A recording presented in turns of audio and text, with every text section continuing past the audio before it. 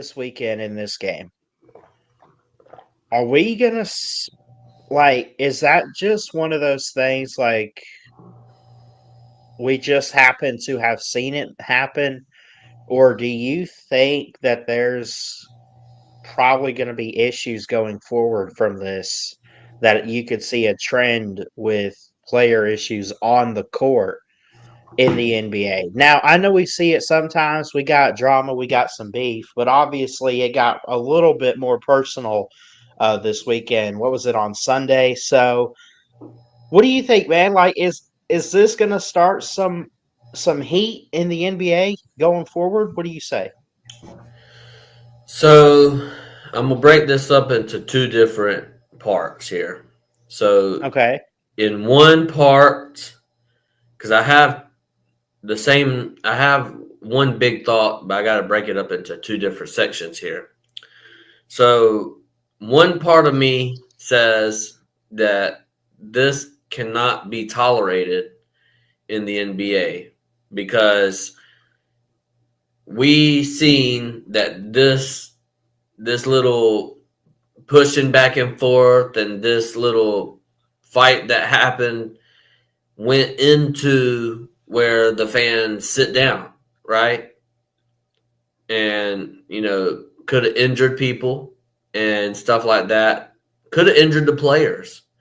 So, a big safety concern right off the bat, that's my very first thought, is it's a big safety concern and it should not be tolerated in sports in general. I know we see that a lot in football. We see it a lot in, basketball. Hockey is very known for their fights and stuff like that. And, while they while games do get intense because they are very competitive players, it does happen, right?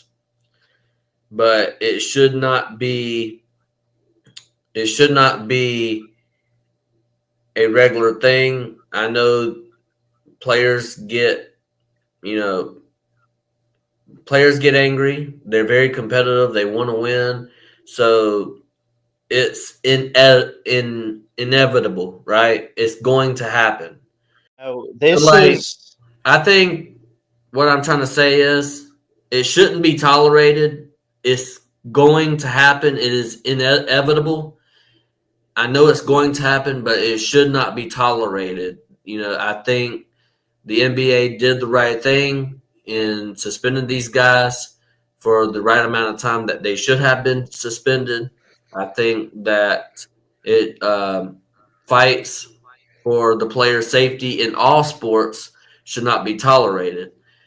But like we said, it is inevitable. It's going to happen. It's a part of big rivalries. It's a part of just very competitive sports. so just to quickly sum it up and kind of recap, there were five guys involved. Okay, so three of them were from the Detroit Pistons and two were involved from Minnesota. So the biggest penalty of the night, suspension wise, was Isaiah Stewart. Just to recap, he got a 2-game ban while his teammates Marcus Sasser and Ron Holland II each got a 1-game suspension. Minnesota's Dante DaVincio and Naz Reid were also hit with a 1-game ban. Now, it went on to say in the report from Michael Wright of ESPN NBA, it said that, let's see, in handing out the penalties, NBA executive Vice President Joe DeMars said Stewart received the longer ban because of his repeated history of unsportsmanlike acts.